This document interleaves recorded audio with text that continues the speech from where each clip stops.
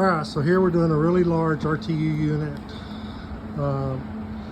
First recommendation would be to install pre-filters. You can buy that by the roll, cut it to size, put it in place. They've been replacing a lot of filters. We came in and we cleaned the coils. We also sprayed down the back side of the louvers. This is a certain percentage fresh air unit, so it pulls in some of the air from outside. We cleaned these coils as well. We're going to install drip pans here, drip tabs here and here. We cleaned these coils, both sides. We cleaned both sides of all of these coils. We greased the bearings. You can see that red start fitting there. And then there's one at the back. There's two motors. We greased both of those. Also checked the vanes on the blades to make sure that they were clean and not full of trash.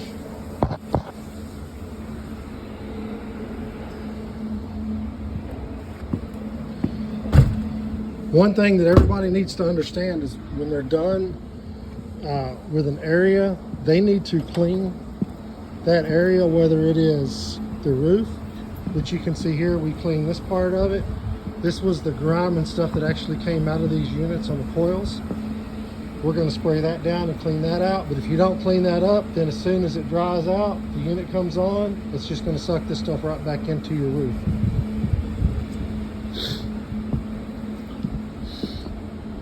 This is your heat exchanger. Checked it to see if there's any holes or any pipes or anything. This is a fairly new unit. Then over here you've got, on the end of the unit, you have two banks of compressors and coils.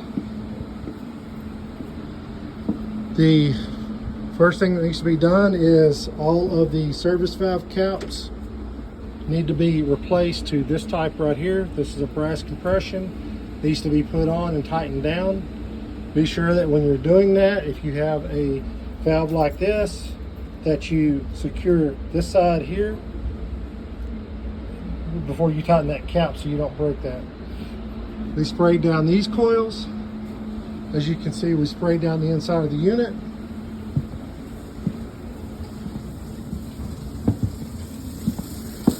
These are the panels that fit on the sides. We removed those. Cleaned this. We checked for any burnt wires, anything loose. We looked for any oil on the coils, any oil leaks, or anything on any of these copper connections. This is a side that I did. You can see the difference in the coils. The right side has been cleaned, the left side has not. These coils actually looked clean, and when we got up here, we found out that they were very unclean. So we're going to spray that down, and then we're going to spray out the rest of this. Just from the coils, we received there was that much dirt. Also on this unit, it has a fan intake, which is here,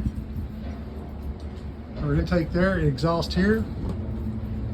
This is the fan.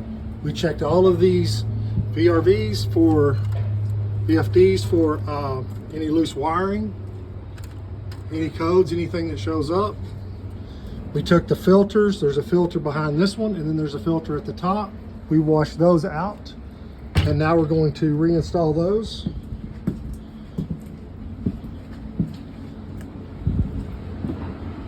All of this is done, of course, with the unit turned off. That's the off switch there. To turn the unit off when you're servicing it is this switch right here. So we turn that off. We're going to go through, we're going to make sure that we don't have any burnt wires, anything loose anywhere. As you can see on this unit, it is a tremendous amount of wires. So don't go pulling stuff without taking pictures of it beforehand. You look at your circuit boards, your transformers. We know the fuses are good. There's more transformers up here. We're going to check each one of those. And then we're going to reset the computer, which is But with this, we're going to take this thermostat and we're going to turn it back on. We want to see what codes this thing has. It had 4 codes to start with, and once we get it all back up and operating, we're going to see what codes it has. That's the preventative maintenance on a large RTU.